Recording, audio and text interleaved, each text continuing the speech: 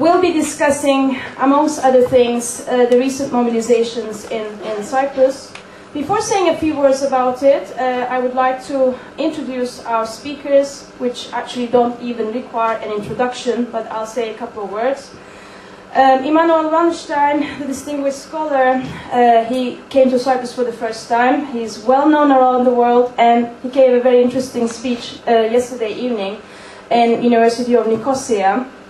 And one thing that we should mention, amongst other things, that I guess most of the people in this room already know, apart from his academic credentials, he has always been a believer in social movements and an important figure in that sense.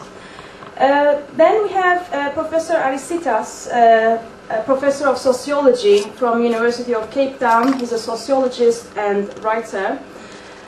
We have Professor Niyazi Kızılyürek. He's a professor of politics at the University of Cyprus. He has published a number of articles and books on Cyprus politics in Turkish, Greek, and English, on Turkish Cyprus politics and nationalism. We have Nikos Dimnikniotis. He's an assistant professor of law and sociology at the University of Nicosia. And his latest book is published in Greek, The Nation-State Dialectic and the State of Exception. We have Mr. Şener Elcil, the General Secretary of Kıtos Teachers Union. And then we are also expecting another speaker that will hopefully come, Nikos Gregory, from the European Affairs Officer of PAO Trade Union. So after this brief introduction, what are we going to discuss tonight? Obviously, the title tells us a lot, Debating the Global Crisis, Social Movements and Revolts. I want to throw up some questions and hope that the speakers will touch upon them in different respects. Now, of course, one central aspect of tonight's discussion is going to be the recent mobilizations in Cyprus. As you know, on Wednesday, thousands of people marched in the streets, and there's a whole lot of discussion going on in Cyprus because at the same time there are mobilizations going on in the Middle East and North Africa, from Libya to Egypt to Yemen. So there are different interpretations, readings of what's going on in Cyprus. Some people are saying this is actually a spillover, this is like a continuation, like a consequence of what's going on in the Middle East, so you have to contextualize it in this broader context. While some other people are saying, in the case of Cyprus, it's rather a unique case, there are more domestic factors that needs to be seen as more responsible. So we'll be, I want to throw up some questions and maybe hope that the speakers will, to an extent, provide answers to them. The questions that I wanted to raise is basically, so amongst other things, how shall we understand the mobilizations in the north? How do they relate to the uprisings in the Middle East? How do they relate to the crisis of capitalism? What kind of specificities are there involved in the Cypriot case? And I'm hoping, and I guess as far as I listened to Professor Wallenstein's speech yesterday, he will be especially really critical in terms of establishing the link between, relate what's going on in Cyprus to other cases in the Middle East regarding the crisis of global capitalism, austerity measures, how the states are responding to this process, what are they doing to kind of really deal with this process.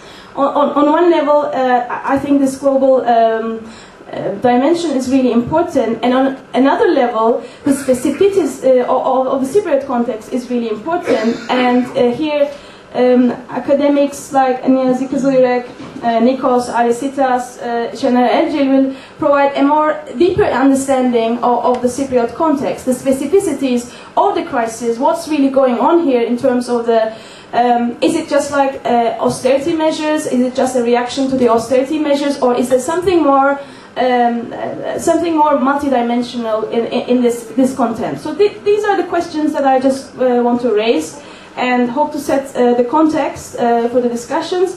And now the floor is our speakers, and I guess Mr. Şener Elcil will start with an assessment of the case in Cyprus. Thank you very much.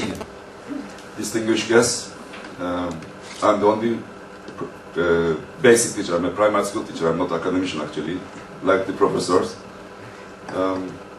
I would like to share my experience and my vision, which we have been living for many years in the northern part of the island.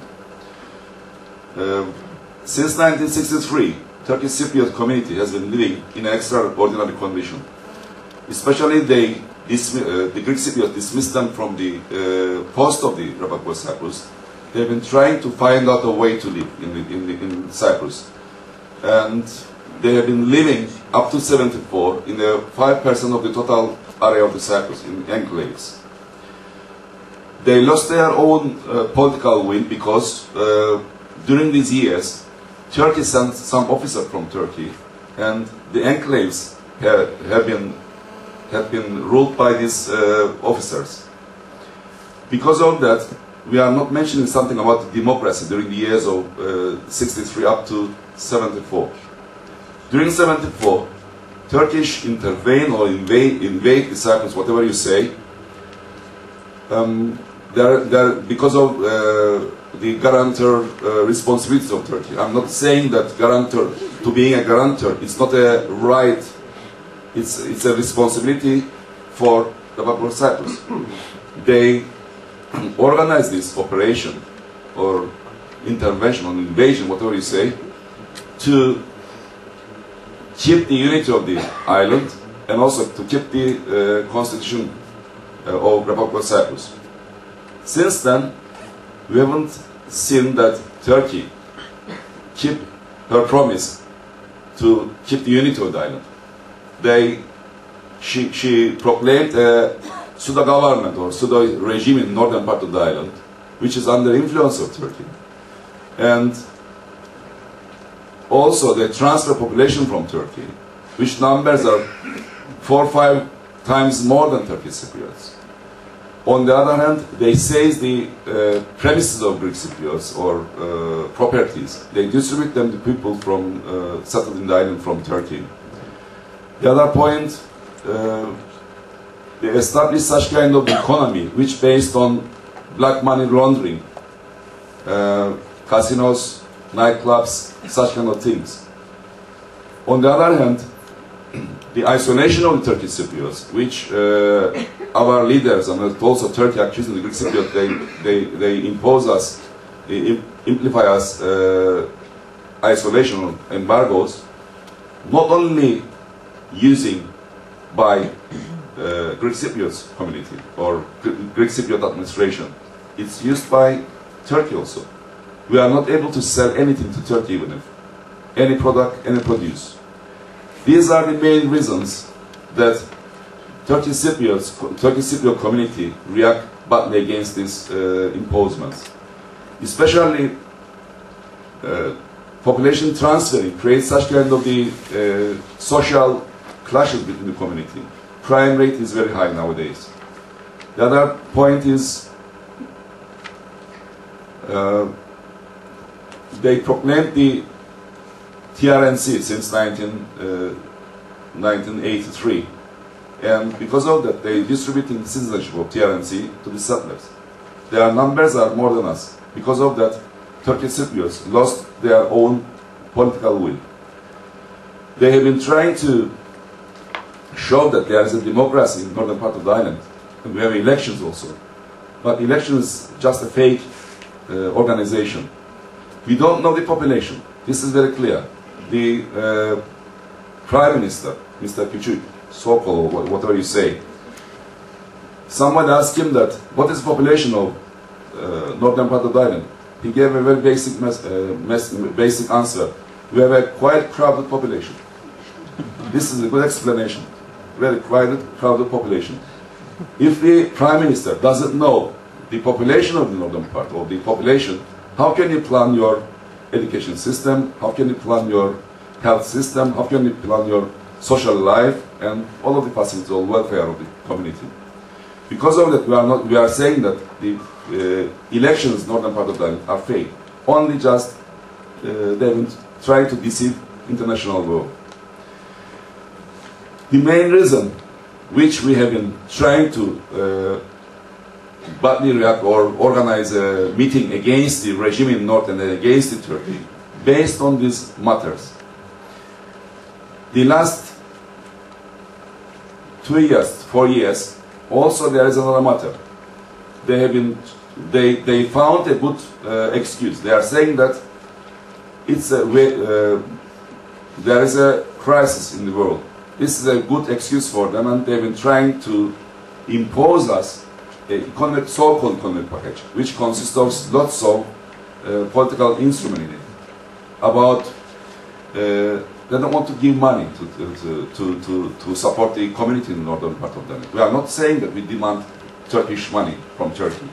I am saying that the Turkish Cypriot population in the northern part of the island is, we are guessing that around 130,000, around this. But the population in the northern part of the island, much more, I mean 4 times more than this number. And Turkey gives us $500 million in a year as a donation or for the building up the roads and the other facilities of the public. The official numbers which we have been importing some goods from Turkey, we paid every year $1.5 billion. I don't mention something about the population, which they've been staying in the northern part of the island as a cheap labor or working in the north part of the island as a owner of some shops or something. They don't keep the money in Cyprus. They use Cyprus as like a colony, and they send the money back to Turkey. And we haven't got proper economy which based on the production. Just it's like a colony. Turkey gives 5. Then on the other hand, he gets 10 times more money from the northern part of the island. All of these things shows us that main point which we organized a mass rally in last Wednesday. There are some clear message. First of all, we want to govern ourselves as a Turkish Cypriot. We don't want to live like that in extraordinary condition, which is, we have ministers, but we have such kind of advisors who gives order to our ministers. It's like a shadow government. We don't want to live like that. If we elect something, they should respect the result of the election. Second thing, we want urgent solution to Cyprus problem. We know that the main reason of division and economic problems of the Turkish Cypriots or political problems of the Turkish Cypriots based on the political problem of Cyprus. What we want, it's very clear. We want united federal Cyprus, which based on the high-level agreements 1977-79 bi-communal, bi-zonal federation. And also we agreed on the points which Mr. Talat and Mr. Christophers agreed on 23rd of May and 1st of July, which is one single sovereignty, one single identity, nationality, and one single representation abroad. These main points are very clear for us, and we agreed on it. We want urgent solution. Otherwise, we shall not be able to survive in Cyprus. These are the main reasons that we have been fighting, and we organized the struggle against our administrators, which they are cooperatists and also they are under the influence of Turkey. And we want independence. We are fighting for our rights, independent Cyprus, not to depend on anybody. We want to live in a country, a free country, independent Cyprus, independent united Cyprus. This is our clear message that we have been trying to give to international world and also Greek Cypriot community. I met some of the journalists from South, and they asked me a question that, and also I was on the Astro Radio today. One of the audience, they called the program and he asked me some question, and he also saying me that the only problem is money. This is why Turkish Cypriots are uprising against the regime in North, which is not true. Which is not true. It's more political. We are hesitating our future because because of the bad economic conditions, because of the political problems of the Cyprus, Turkish Cypriot youngsters, they prefer to leave the island. We are hesitating about our future. This island is belong to all of us, not Greek Cypriots, not to Turkish Cypriots. I define myself Turkish-speaking Cypriot. It's better. We have a common point, which is Cypriot. We have to fight. We have to fight to create such kind of the nationality or identity of Cyprus. This is the most clear point that we have been trying to give. I don't want to take much more time. Actually, you can listen to other speakers also, more academically. That not my vision as a primary school teacher. I would like to thank for your attention. Thanks a lot.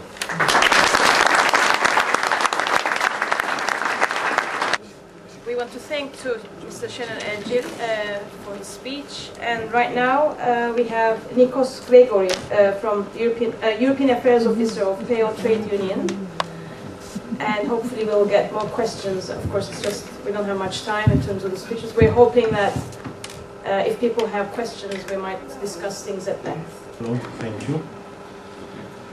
Dear guests, dear friends, before I begin my intervention, on behalf of Pan-Cypriot Federation of Labour, PEO, I want to thank the organizer for this event for giving us the opportunity to project and experience and outlook of the class-based trade union movement on the issue of the world crisis and the reunification of our country and the peaceful cohabitation of its inhabitants. Today, we are facing a crisis of capitalism and neoliberalism. The ruling circles dominant today in the decision-making centers are seeking to implement the same failed neoliberal policies that are responsible for this crisis as receipts for tackling the problem it has itself accumulated.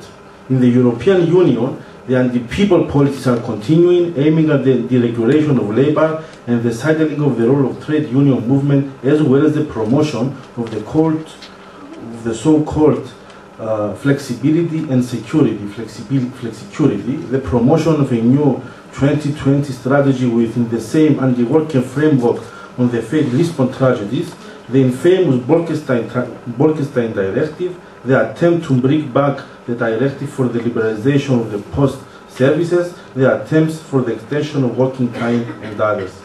More specifically, today working people are facing the danger of the further deterioration of their position, stemming from the undermining of social insurance, the uncontrolled increase in the retirement age, the curbing of funds of social benefits, and the rise in unemployment.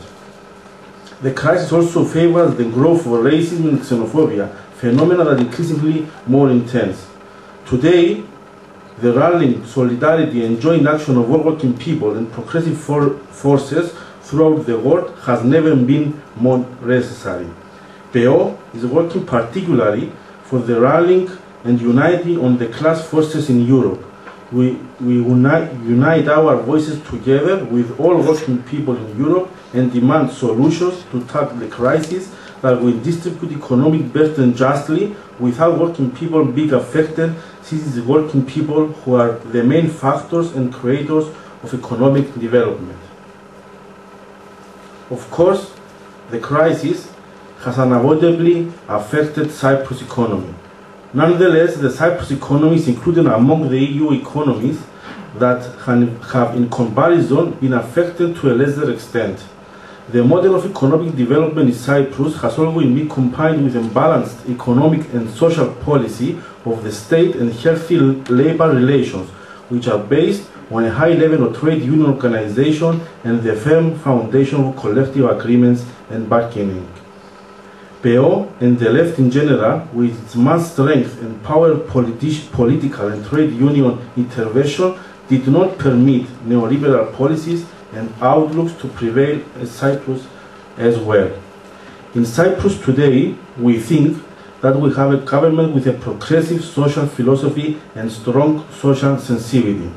We are sure that the situation in our country would have been completely different today if conservative forces have been in power that are characteristic by the neoliberal economic and political philosophy.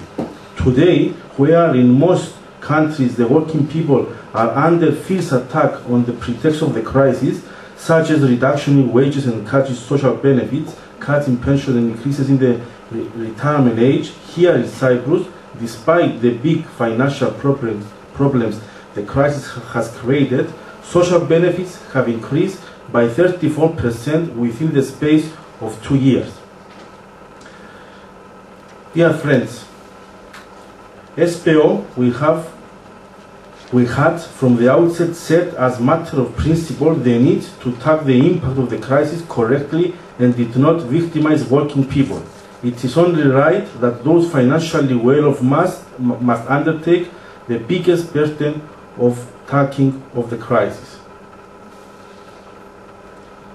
Dear friends, unfortunately for humanity, we are living in an age of so-called New World Order where the self-interest, imperialist interests are put above the principles of international law. The ruling forces are seeking to impose their own political, economic and military rule to the detriment of peace, security and dignity of the people. Cyprus is also a victim of these imperialist, geostrategic plans and foreign intervention. For 37 years it remains de facto divided and a large part of its territory is under military occupation. The nature, depth and content of the relation PO has with the Turkish Cypriots are not based on some provisional identification of interest. We are united by common class interests that are over and above national origin, religion and race. Within the ranks of PO, a voice and forum of expression was given to thousands of Turkish Cypriot working people. Unfortunately, the Cypriot people, Greek Cypriots and Turkish Cypriots, live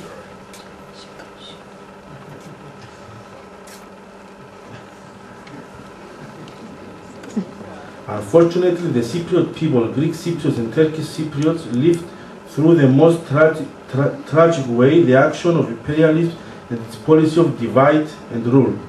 Imperialism, to serve its own geostrategic interests in the region, exploited and used the poison of nationalism and chauvinism. Both Turkey and Greece, enslaved in then well-known NATO mechanization, participated in this conspiracy.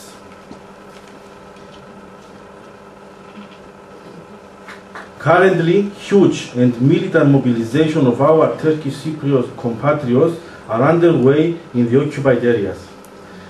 Their resistance to the neoliberal attack stemming from the ruling circles in Turkey and the occupied areas is heroic. PO expresses its support and solidarity with the struggles of our Turkish Cypriot compatriots. As class brothers, as Cypriots, we stand on their side. Their struggles highlight once more the truth that the tackling of the socio-economic problems of the Turkish Cypriot community, as well as the protection of the entirety and autonomy of the Turkish Cypriots, are inextricably linked to the unification of our common country and the just and lasting solution for Cyprus' problem. We are fully aware that no gain of the working people can permanent and viable as long as our country remains foreseeably passionate, as long as 40% of the territory of the Republic of Cyprus remain under occupation. We are struggling for a bizonal, bicommunal federal solution as the only realistic solution that can unify our country and people within the framework of one state with a single sovereignty, a single citizenship, and a single international personality. Thank you very much. Thank you very much. And we have now Nikos speaking.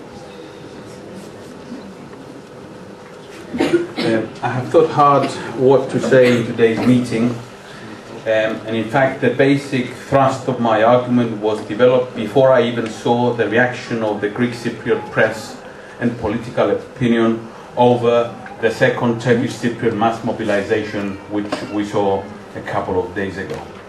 Mobilization which was for me not only inspiring and meaningful, but a call for action and an urgent need to think over again what it is that we must do to bring the reunification of our country and to contextualize this within the broader context of the movement and the winds of change that are sweeping across our region.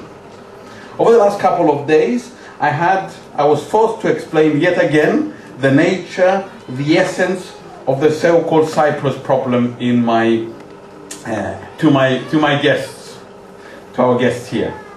I was asked repeatedly, what is really an issue here? And what is fundamentally at stake here in Cyprus? And having to condense the last 50 years of history of a conflict with its ups and downs, its constant mutations and evolution is no easy task. We can say, and many do say, both on the left sometimes and on the right, that the problem is essentially the same. The seeds of partition were planted back in the 1950s, 60s, and since the days of British colonialism. After all, the green line within which we're now situated was marked by a green pencil by a British officer back in the early 60s. It is really called, that's why it's called the green line. But its significance, its effect, its role and its meaning today is different from what it was in 1964. It's different than what it was in 74. It was different in 78. It's different in 2004. And it's going to be different tomorrow. It can't be the same. And so, what is the answer to this idea? On the left, it was repeated in the good old days when we had more confidence to analyze the situation in the world, that there are two aspects to the Cyprus problem, which are dialectically united. The international aspect, i.e. the role of imperialism in Britain, the USA, the sub-imperialists, the scramble for domination and geopolitics in the Eastern Mediterranean, Greece and Turkey. This was part of the Cyprus problem, an essential part. Of course, the significance of Greece was diminished in 74, and presumably it has diminished further in 2010 after the crisis as a factor. Turkey, on the other hand, is no insignificant factor. It is, of course, a country riddled with internal contradictions. It is a transforming regional superpower. So, as for the international dimension of the world of 2011, I would repeat, it is not the same as it was in 64, 74, 78, and 2012. The world of 2012 is one of massive fluctuations with massive challenges to the US hegemony, as Immanuel Wallerstein elaborated nicely last night. And there are massive regional instabilities, mobilizations and movements. It is a time of uncertainty. These cannot leave Cyprus unaffected. We are right in the middle of it, and we're a border society. We're a frontier society which happens to be cut in the middle by a ceasefire line from a bygone era. So the dividing line in Cyprus is a non-border or a quasi-border which derived from the Cold War days, but it has different functions today, and which did not have 20 years ago. So it is no coincidence that since 2004 we're able to cross to the north, whereas before we were not. So the border, or the non-border, because this is not really a recognized border, is quite different and quite significant for us to understand. It opens up possibilities of new terrains for struggle, new terrains for resistance, for common struggles, but also common conflicts. That's why a few months ago the Turkish Cypriot friend was murdered by the racist and fascist neo-Nazis in the south. And that's something we must never forget as Greek Cypriots. We must repeat what happened, and we must never allow this to happen again. So it is this thing we have to learn. Of course, we have a long way to go before we can tear down the border, the so-called border, the borderline, the division lines. And if we are going to learn anything from international experience, even when physical boundaries are torn, new types of invisible and more sophisticated boundaries, geopolitical, geographical, social, political, emerge in their place. So it's a long way ahead of us. What about the second dimension that we used to talk with confidence in the good old days, the internal factor? Well, I think that we have come to a very important aspect here, which is essentially something that we have actually denied for a long time, or undervalued. This is essentially about properly assessing the balance of forces within Cyprus, material, social, political, economic, ideologies. This is where the movement, the political practice is crucial. We can affect the making of history and hopefully push it in the direction we want towards reunification and opening the ways for social struggles for the future. This is why the mass mobilizations of the Turkish Cypriots, the last ones in 2002, 2004, were an enormously important factor. And I would argue that the mobilizations 2 days ago were even more important. This is a gigantic event for a number of reasons. They are shaping history, and they are forcing history to realize the 50% chance that Immanuel Wallerstein talked about yesterday, which is, he said, we have 50-50 chance of the future. This is a good thing in the direction that we want to talk about. The magnitude of the last mobilizations was even greater because it was a daring act of defiance. A defiance against a popular and populist leader, a Turkish leader, who they dare to defy. But I, as a Greek Cypriot here, firmly on the left of Cyprus, must and do read the laws, the word of the Turkish Cypriots. This is not a cry of some animal. We're going to hear voices of crying. This is, we should hear their articulation. And the Turkish Cypriots are articulating something very important, and we must listen. It is an authentic and inspiring politics which is directed to the globe and the Greek Cypriots. The Turkish Cypriots are not saying to the Turkish, but not saying to the Greek Cypriots, come and save us. But it's saying, we are your equals and we can build a reunited Cyprus together. And I think this is a bold move which we can be inspired and we can learn from. And I think this is something that the Greek Cypriot majoritarians, the Greek Cypriots who want to dominate the Turkish Cypriots, are uncomfortable with. They're seeing a mass uprising with a clear political message. The Turkish Cypriots are once again asserting what they are. They are our equals, and we can build the bi-zonal, bi-communal federation that the both trade union friends and comrades have said. So what is often missed by the analysis, whether euphoric, in the naturally, that naturally come after mobilizations, or cynical, like many of the Greek Cypriot press who responded that, hey, we are exhausted now, and Turkish Cypriots are only, they were not doing enough as Greek Cypriots about the basic thing, is that the basic framework is there. The basic framework, which is crucial. I will never be tired to repeat this, even if it falls on deaf ears. What has been agreed between Mr. Christofias and Mr. Talat is an enormous, gigantic step forward, because for the first time, Greek Cypriots and Turkish Cypriots have agreed how to share power. It was never done before. Before it was imposed. Now they have agreed the basic framework. It is based on a system of weighted cross-voting, which literally transforms the paradigm for the solution. And in the future, it amounts, and I speculate here with relative confidence, to a lasting contribution of the force of the left, who happen to have coincided, unfortunately for not long enough, in the leadership of the two communities up to spring 2009. Of course, they lost the elections. Talat lost the elections, and Eroglu came to power, who campaigned to undermine the basis of the agreement. But of course, having come to power, he was forced to accept what had been agreed. And I think this is extremely important. This is why we as a movement, the bi-communal movement, which believes in the reunification, is willing to defend the situation. It's going to be a hard upward struggle forward. That is, the negotiations naturally will bring people, sides from negotiating what I can do, Greek Cypriot and Turkish Cypriots, to gain as much as I can.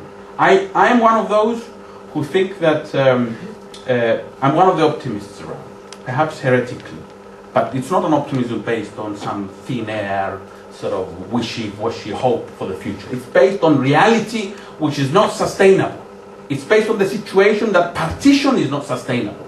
The Turkish Cypriots who were mobilized are Cypriot citizens, and they are calling for something. They are calling for something important. And one of the questions I've been asked by many of my Turkish Cypriot friends, and rightly so, is that where are you? Where are the Greek Cypriots when we are mobilizing? And I think it's a natural question. It understands that, hey, we are, something must be done. And I'm the last one to be an apologist of those who are comfortably sitting passively and saying, comfortably enjoying the status quo at the moment. In fact, I am those I am one of those, amongst others, in this mass movement, which is growing, who have always tried to demonstrate that there are real material ideological forces who are benefiting within Cyprus. It is not just an international conspiracy and we're just the poor victims here. There are forces who are benefiting from the current situation. So, but what is to be done? I am optimistic that we must build a movement which will become mass on both sides. I'm optimistic that we can all be inspired by what is going on, not just in the north, but what is going on in the world around us. I'm optimistic that together and against those who are cynical about the situation, can understand that after the elections which are taking place, the Greek Cypriot elections, or the parliamentary elections in the Republic of Cyprus, and the elections in Turkey, we must together build a movement where this time we'll have 40,000 in the north and who knows how many thousands in the south. Thank you very much.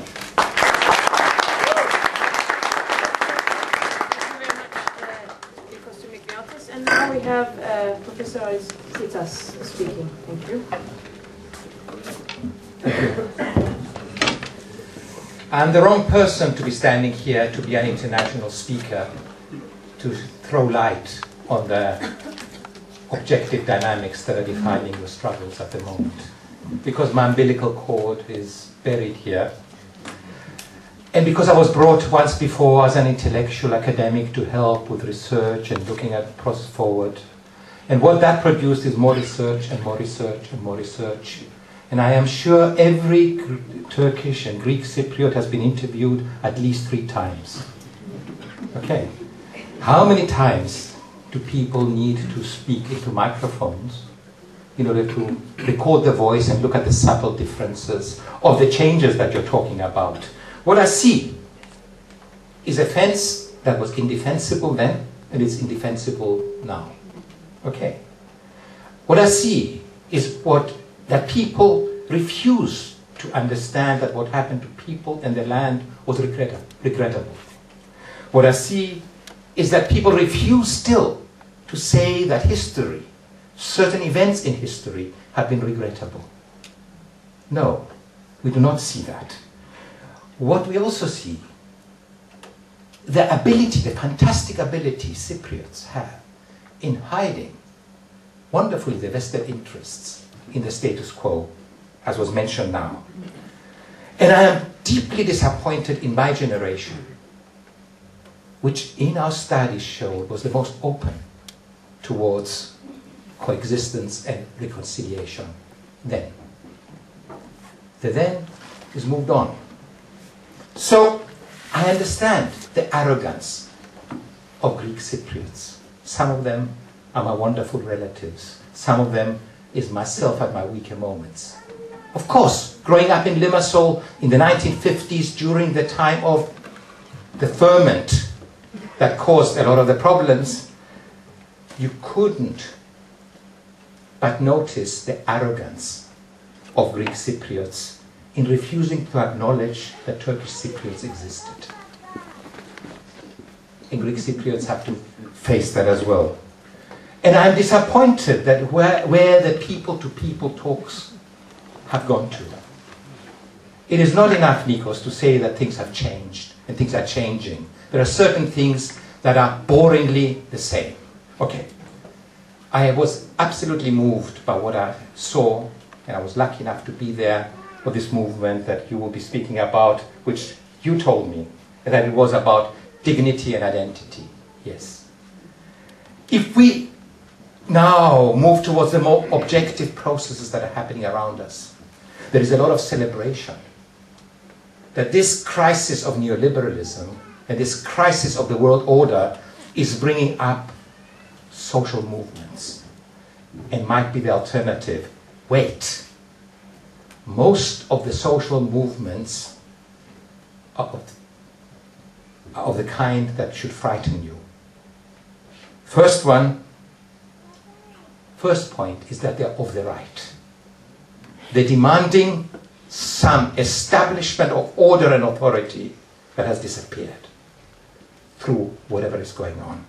Furthermore, the cultural turn has brought with it all kinds of mandarins who are telling us about this mythological past, which was ordered and authoritarian, religious, pious, against the atrocities you guys are conducting every day. Thirdly, it is about race and discrimination. Most of the movements, if you look at Europe, if you look at many other parts of the world, are against the existence of people in Europe, darker strangers, in other parts of the world, other hues, and so on. But this racism, at a time when the last bastion of racism, South Africa, has collapsed, we see racism on the increase everywhere. And of course with it, xenophobia and this phenomenon is not xenophobia. In most cases, is arrogant displays of power against others who are different. Those are movements, and they're spreading amongst you, and they're spreading through the internet as fast as all the others. And some may dare say that they are becoming the majorities. On the other hand, of course, there are the other movements. There are the women's movements, there are livelihoods movements, there are the students, there are even faith-based movements, there are refugee movements. Everywhere there's movements, and trade unions are waking up again as well and beginning to make some noises. And there are movements that are coalescing towards something else, a future that is not certain and we don't know what it is, but at least they're coalescing in some way. If you look at the events that have happened, think of it. A young man, in a very un-North African way, instead of becoming a martyr, lights himself. And out starts a process of protest, movement, and so on. And those movements are coalescence of livelihoods, women, look at them on Al Jazeera, of women, of students, of religious, of all kinds of people who are gathering, workers and others who are gathering, trying to defend the turf and send a symbolic message to others that certain things are unsustainable. It's very important. And there will be many confrontations between movements that are pushing towards the more open, horizontal, egalitarian future, and the movements that are trying to establish order. All I'm saying is that what has been spreading throughout is this coincidence of all these people coming together in demonstratively saying enough is enough. In conclusion, I want to ask 3 questions. The first one is that, do we think that this rising movement here in Cyprus for dignity and identity, for an economic emancipation of the North, we think is a short-term, sporadic attempt following the spirit of the times, but with no long-term vision and strategy? Secondly, how do we get proper people-to-people talks over and above the various negotiations here on the island to start moving beyond what is being said instrumentally? You know, I want your ear. No, you can't have your whole ear. I'll give you half. No, beyond instrumentalism, about what needs to be done to these stems, what needs to be done to these issues, and what needs to be done to the vested interests that want to keep the world as it is.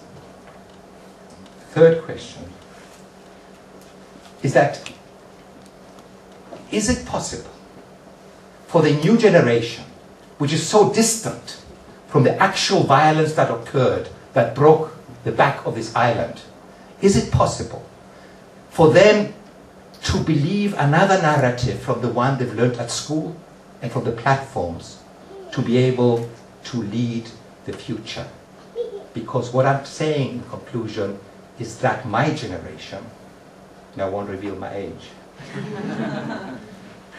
has failed you. Hopefully there's enough shame in our generation to start moving forward again beyond vested interests. And hopefully the arrogance of my relatives, my community that is here where umbilical cord is buried is redeemed. Thank you. And now, Professor Nancy Kızılürek will be speaking. Good evening. I will start by saying that there is something in common what's going on in the region. There is something in common actually overall what's going on in the whole world. Because at the end of the day, all struggles are for dignity and recognition, maybe in different contexts. And what we saw some days ago in the Turkish Cypriot community, that was exactly a struggle for the right to dignity and for the recognition for an identity which I would carefully be formulating here, not to reduce it to an essential fixed identity, because that's important, but for what actually Turkish Cypriot is right now in this context. And I will refer to, well, I recall right now Zygmunt Baum when he says, you know, identity, when we talk, where we talk on identity actually, there is a battle going on. That's what makes us talking of identity. Now in Turkish Cypriots they cried out and they talked loudly that they are Turkish Cypriots. I mean, Panos mainly, that was, we are Turkish Cypriots. And why do we need to underline it? What's going on battle really is going on there, so that they felt deeply to underline that they are Turkish Cypriots. Well, one very clear thing is that in the eyes of Turkish nationalism, the Turkish Cypriots are not enough Turk. This is very clear. In the eyes of Turkish nationalism, the island of Cyprus can be instrumentalized for the Turkish strategic thinking, but the people who are living on this island, they are not visible, and if they are visible, if they are to be visible, then they have to look exactly like Turkish nationalism want them to be.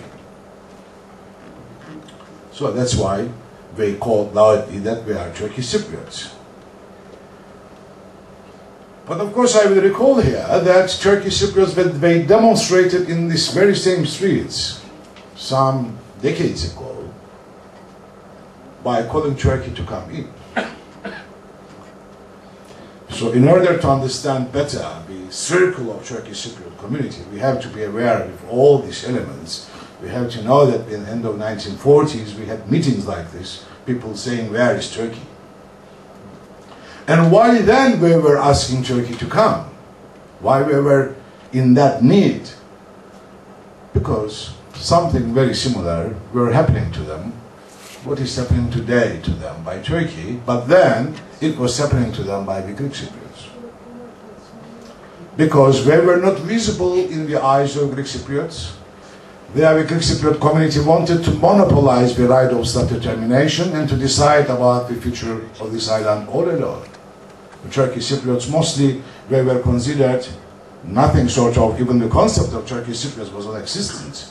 They were mostly Turks or remainers of Ottoman Empire. And if you had a kind journalist, he could have write, oh, you are our dear guest. We are the house owner, you are the guest, we're going to treat you well.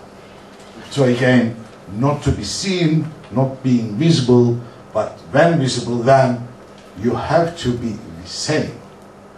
Now, this, as Levinas would say, that kind of economy of sameness, I do accept you only if you are like me, if you think like me. So, once upon a time was said by Greek Cypriots to Turkish Cypriots, and nowadays Turkey is telling this to Turkish Cypriots. Now, how do we respond to that? Do we respond to that by underlying our difference? When we underline once our difference against the Turkish Greek Cypriots, we find ourselves in a separatist nationalism, into a micronationalism, and we were struggling for the partition of this island. So the answer not to being recognized can't hardly be a micronationalism or an ethno-symbolic particularism. So, is there any danger then Turkish Cypriots, we underline that we are Turkish Cypriots today, a danger of ethno-cultural particularism? That's a very important question. The struggle of, in all new social movements, there is a danger of essentialism, and we have to be aware of that. Anyway, if we are in an impasse nowadays in Cyprus, and not nowadays, since half a century, is exactly because we have a conflict between ethno-cultural particularisms, which we can't go beyond. And today, even the talk of a federal settlement, we should not ignore that we are still negotiating our nationalisms. We are negotiating our identities and nationalisms, and we hardly can go beyond that. And to go beyond that, we don't need a Cypriot nationalism. That would be another ethno-cultural particularism, xenophobic and racist. So what is the challenge? How can we go beyond national? How can we reach a patriotism beyond the nation? How can we arrive to a democratic, pluralist society where we are just not ethno-cultural units, but we are maybe citizens, and we have an awareness, maybe a kind of republican patriotism beyond nationalism, that we finally stop this being trapped into this absolute ethnicity all over places. What kills federal perspective here in Cyprus today, what is lacking to arrive at federal perspective, is not that one side is asking for something which the other side doesn't want to give. This is exactly what I said before, instrumentalization. What is missing is totally a political culture which goes beyond nationalism. Maybe today we don't talk of unification of Cyprus with Greece because Hellenism as such and us as an organic part of Hellenism is over, but we replace with this with a micronationalism of neo-Greek Cypriot nationalism. Maybe the Turkish Cypriot, even left, doesn't talk anymore, of course, for partition, but what do we suggest? It's another kind of micronationalism in the form of ethno-cultural understanding. And if we talk as Greek and Turkish Cypriots that we're going to create a common identity, I don't see really a great future in this. We need a common patriotism, but not an identity. We need a common constitutional patriotism. We need to go beyond nation, not to negotiate our identities as such, to negotiate how can we make out of this geography a common homeland in which freedoms and dignity prevails. That's the challenge for Cyprus. Thank you. And now we have Professor Emanuel Palestine speaking. Thank you. I'm of course the only speaker here who is neither a Greek Cypriot nor a Turkish Cypriot, not a Cypriot at all. which perhaps gives me some perspective. I don't know. It certainly increases my relative ignorance of the situation. But I have been listening carefully to what was said this evening, and I find it actually very interesting. Our chair opened with the question, are the recent events in Cyprus, in the Turkish part of Cyprus, related to the Arab revolt and to the crisis of capitalism? Or, she suggested, some people say, well, it's a very particular situation in Cyprus that's different from all the other things going on. Well, of course, every situation everywhere is particular and has particular details which vary. But of course it's related to, first of all, the crisis of capitalism didn't start 2 years ago or 3 years ago. It started at least 30 or 40 years ago, and we're well into it. And that's the first thing to say.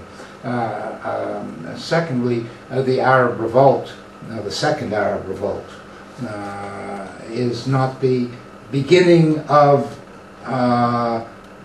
social rebellion in the context of the crisis of capitalism. We had things going on in Greece not too long ago.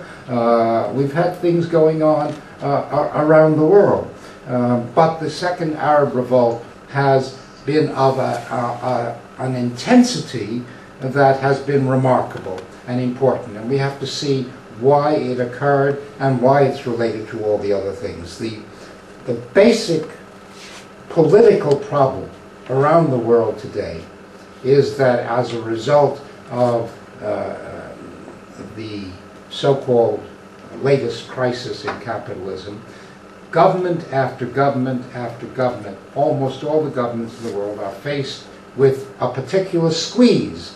And the squeeze is that they have less revenue at a time when the population of the country needs more assistance from the government in one way or another. So less revenue and more expenditure. And you have to respond to that in some way. You can't just ignore it.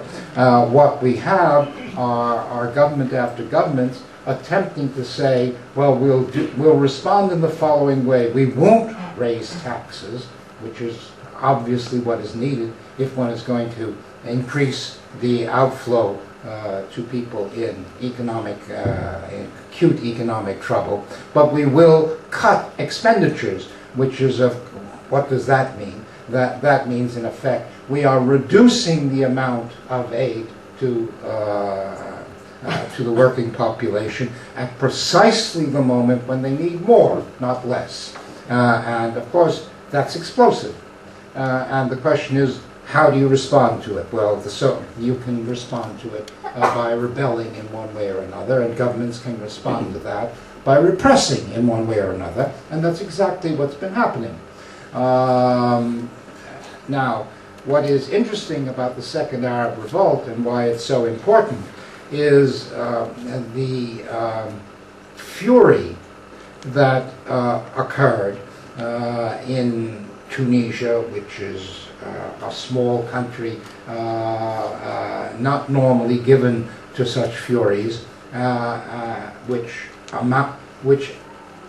because of the weakness of the elites, the population was able, by the strength of their pressures, to force the president of the country to resign, and that was followed by a copycat attempt in Egypt, which is a far more important country geopolitically, demographically, economically, in every way, a key country in the Arab world. And as you very well know, after several weeks, they forced the president of Mubarak to resign. Now, the important thing to see is what then happens. Now, in both countries, everybody retrospectively said, oh, wonderful, down with the symbols of tyranny. We've gotten rid of the symbols of tyranny. All those people who supported the symbols of tyranny just 2 weeks earlier were denouncing the symbols of tyranny. But everyone wants to recoup the situation afterwards, channel it, limit it, and retain the essence of the previous situation. What happened in both Tunisia and, well, there are two things that happened immediately. First of all, as you know, the Arab revolt has spread to country after country after country, and just this evening I was watching television, and it's broken out again in Oman, it's broken out in Iraq, in Jordan, in Yemen, and of course Libya, and there will be more. There will be more. Assert your common class interests and the degree to which you can have your recognition of a cultural plurality within a united Cyprus. I don't know. You have to tell me, and maybe you'll fail completely, or maybe you will be born, pushed forward by the strength of the wind of change in the Arab world. That both are possible. Both are possible, but it's quite clear to me that a bicommunal Cyprus is not only necessary, it's the path that every country in the world has to be pursuing, and is one of the major issues in country after country. So there's the class issue, the attempt of the class interests of the working classes to assert their rights within the political entity in which they live, to have their appropriate share of what's going on, and there is the interest of multiple cultures that exist within every country in the world to have their group identities recognized and legitimated within the countries in which they live. So what can I say about Cyprus? I don't know what I can say. I can say what is going on here is definitely part of a much wider movement which is going on across the world, including in my country, including in the United States, where the same issues are being fought out right now, the issues of cultural identity, the issues of class rights, the attempt to destroy trade unions, which the American far right is working hard at the moment to do. I don't know what the results will be in the United States. I don't know what the results will be in Cyprus. All I can do is say, work hard, try hard, what is so crucial is that you talk to each other about these issues.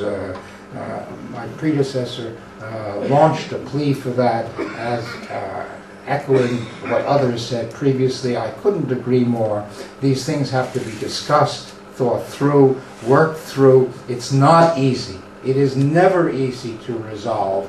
Essentialisms push forward their ugly heads all the time, it is hard to keep the situation on the ball of the essential class struggle that's going on within Cyprus, within the Arab world, within Greece, within France and Germany and Great Britain and the United States, within China, within India, everywhere. So I wish you well. I can't guarantee you success, but I can guarantee you that you gain nothing if you don't try.